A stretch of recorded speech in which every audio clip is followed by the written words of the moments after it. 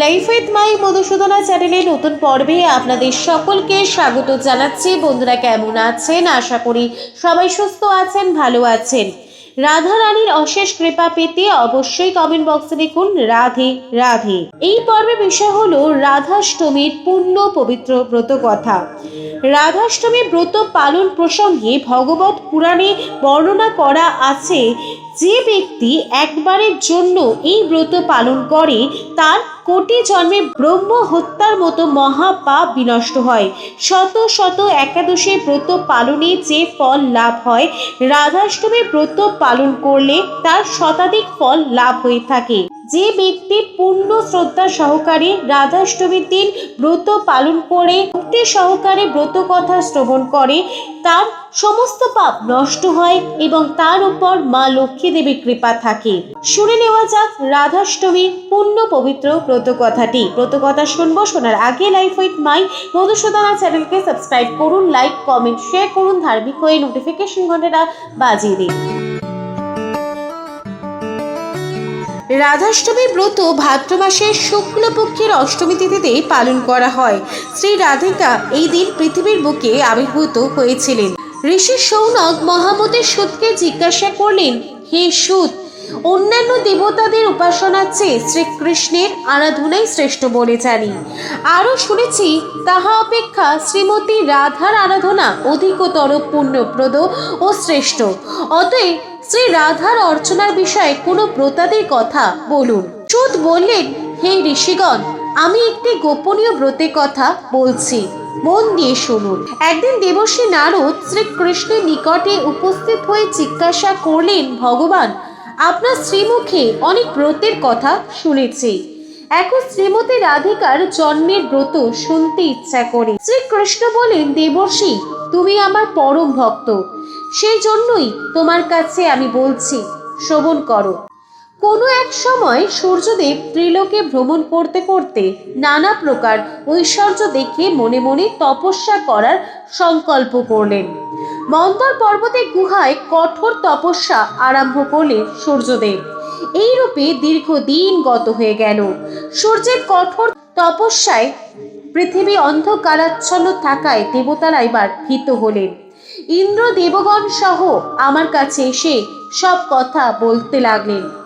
আমি বললাম, দেবগণ, সূর্য থেকে তোমাদের কোনো ভয় নেই, তোমরা নিজ নিজ স্থানে যাও, আমি সূর্যদেবকে তপস্যা থেকে ক্ষান্ত করব। তারপর আমি সূর্যের কাছে গেলাম। সূর্য আমাকে দেখে খুবই আনন্দিত হলেন। তিনি বললেন, হে শ্রীহরি, আপনার দর্শন পেয়ে আমার জন্ম ও তপস্যা সার্থক হলো। যিনি সৃষ্টি স্থিতি সংহার কর্তা ব্রহ্মা বিষ্ণু মহেশ্বর, যাকে সব সময় চিন্তা করেন, তাকে দর্শন করে আমি ধন্য হলাম।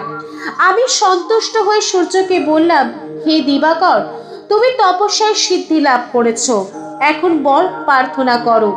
তুমি আমার পরম ভক্ত, সেই জন্য তোমাকে দর্শন দিয়েছি। এই কথা শুনে সূর্য বললেন, আমাকে একটি গুণবতী কন্যার পর দিন, আপনি চিরদিন সেই কন্যাটির বশীভূত থাকবেন, এছাড়া আমার কোনো ইচ্ছা নেই। আমি তথাস্তু বলে তাকে এই বর প্রদান করলাম। এই ত্রিলোকে আমি একমাত্র শ্রী রাধিকারই বশীভূত। শ্রীমতী রাধা এবং আমাতে কোনো ভেদ নেই। আমি পৃথিবীর ভার লাঘবের জন্য বৃন্দাবনের নন্দালয়ে অবতীর্ণ হব। তুমিও সেখানে বৃষভানুর রাজা হয়ে জন্মগ্রহণ করবে। শ্রীমতী রাধা তোমার কন্যারূপে অবতীর্ণ হবে। তারপর শ্রীহরি মথুরায় জন্মগ্রহণ করে নন্দালয়ে এলেন। সূর্যদেব বৈশ্যকুলে জন্মগ্রহণ করে বৃষভানু রাজা হলেন। গোপ কন্যা কীর্তিদার সঙ্গে তার বিবাহ হলো। যথাকালে ভাদ্র মাসের শুক্লপক্ষের অষ্টমী তিথিতে বিশাখা নক্ষত্রে কীর্তিদার গর্ভে শ্রীমতী রাধিকা জন্মগ্রহণ করলেন। গোপ গোপীরা আনন্দে মেতে উঠলেন। আমার মায়ায় মুগ্ধ হয়ে রাধিকা আমাকেই পতিত্ব বরণ করতে ইচ্ছা করলেন। যথাকালে আয়ান ঘোষের সঙ্গে শ্রী রাধার বিবাহ হলো বটে, কিন্তু আমাকে পরম পুরুষাঙ্গে আমার সঙ্গে বিহার করতে লাগলেন। শ্রী রাধার এই জন্মদিনে গন্ধ পুষ্প ধূপ দীপ নৈবেদ্য বসন ভূষণ দ্বারা শ্রী রাধার পূজা করে নানা প্রকার মহোৎসব ক্রীড়া কৌতুকাদি করতে হয়। রাধার সখী বৃন্দ, গোপিকা বৃন্দ, কীর্তিদা, বৃষভানু প্রভৃতির পূজা করতে হয়। তারপর ব্রত কথা শুনে সেই দিন উপবাসী থেকে পরদিন বৈষ্ণবদের সঙ্গে ব্রত পালন করতে হয়। রাধা নামের সঙ্গে কৃষ্ণ নাম যোগ করে জপ করলে যাবতীয় মন্ত্র জপের ফল লাভ হয়। তপ জপে আমার যেমন সন্তোষ জন্মে, একবার রাধা নাম উচ্চারণ করলে তার চেয়ে সহস্র গুণ বেশি আমি সন্তোষ লাভ করি। এই ব্রতের অনুষ্ঠানে সর্ব দুঃখ দূর হয় ও পরম শান্তি লাভ হয়, ধন ঐশ্বর্যে গৃহ পূর্ণ হয় এবং সর্বস্থানে বিজয় লাভ হয়। ভক্তের কাছে এই ব্রতের কথা বললে সমস্ত অমঙ্গল দূর হয়। শ্রীকৃষ্ণের কাছে এই কথা শুনে নারদ মুনি মর্তে এই ব্রতের প্রচার করলেন আর নিজেও রাধাষ্টমী ব্রত পালন করলেন। অন্য এক বর্ণনায় বলা হয়েছে যে সেই সময় যমুনা নদী বার্সানার রাভেলের স্থানটির পাশ দিয়ে বয়ে যেত। একদিন রাজা বৃষভানু নদীতে স্নান করতে গিয়ে দেখলেন হাজার সূর্যের আলোর মতো জ্যোতির্ময় এক সোনার পদ্ম ঠিক যমুনা নদীর মাঝখানে ফুটে আছে, যার মধ্যে আছে একটি ছোট্ট শিশুকন্যা।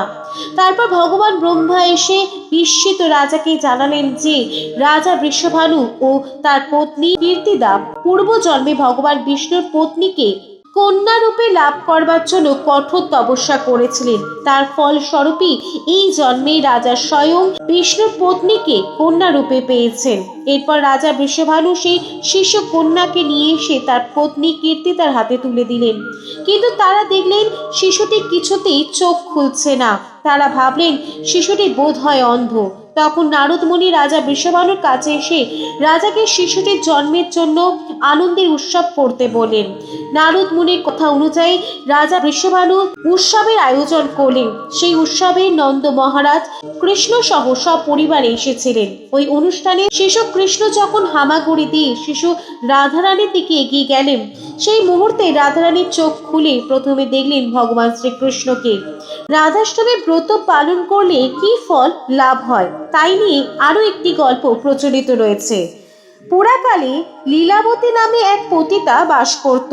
নগর ঘুরতে এসে সে দেখে সুসজ্জিত এক মন্দিরে মহা ধুমধাম করে রাধারানীর পূজা করা হচ্ছিল।